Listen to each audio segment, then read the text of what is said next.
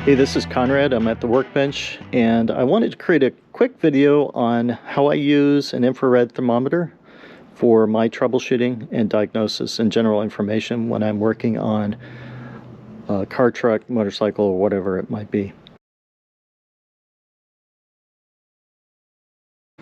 So this is a Fluke brand infrared thermometer. You can get similar ones at Harbor Freight. It's just I chose Fluke because they're known for the quality of tools that they make. This was used on eBay, and it's an older style. This has just a single laser location that it measures temperature at, and it's using the, I guess, the reflection speed, how fast the reflection is returned back to the measurement, to the gun, to tell you what temperature that surface is at. The dual laser is much more accurate, but I don't even know like accuracy is all that important in how I use it. And so for that, you just want a tool that works consistently, I guess. So Harbor Freight should be just as good as this. But anyways, so let me kind of walk over to my truck, and I'll just talk about the 440 that's in here. I'm non-operational, but it really doesn't matter. I'm going to talk about some of the things that I was doing on this 440 and how I used the infrared thermometer to help me. So first of all, I do a lot of wiring, and it's important to have good, consistent connectors on wiring. And if you have an inconsistent or poor connection, there is more resistance at that connection location, right? So give you a good example, some things that I found when I was working on the wiring here.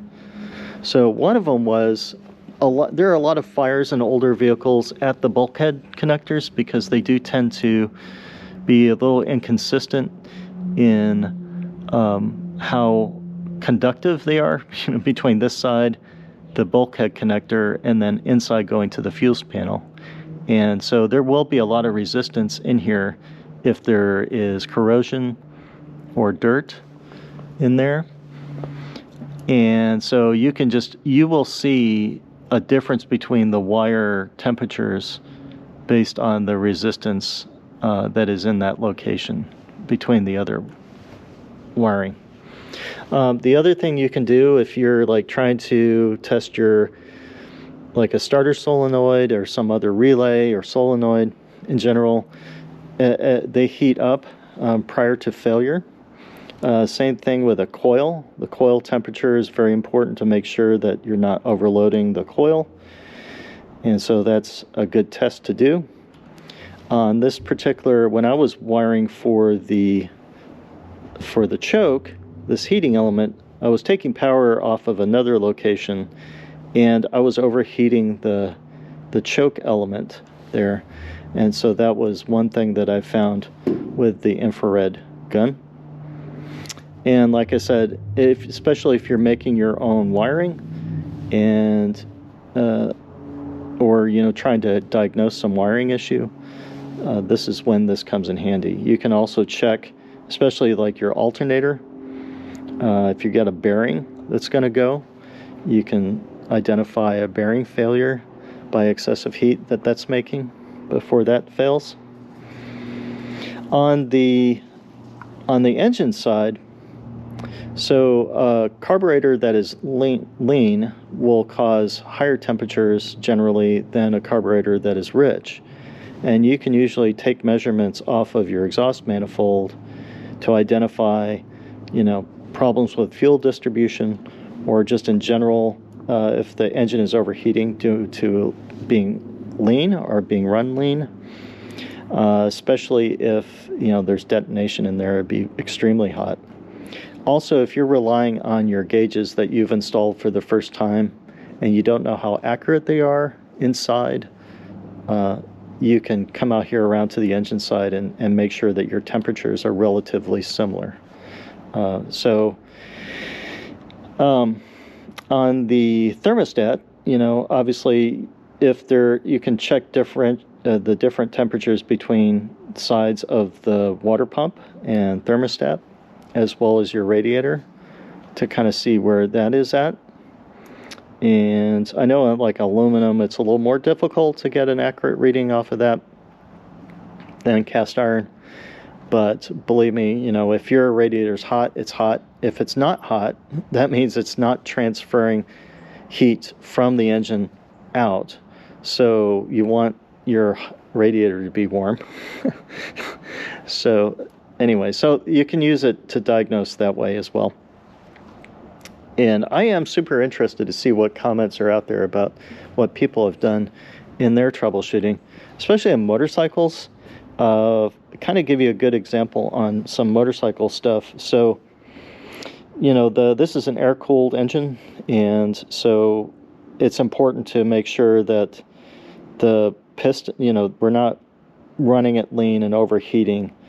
And it might be kind of difficult, depending on how loud the motorcycle is, to determine that you're running it lean.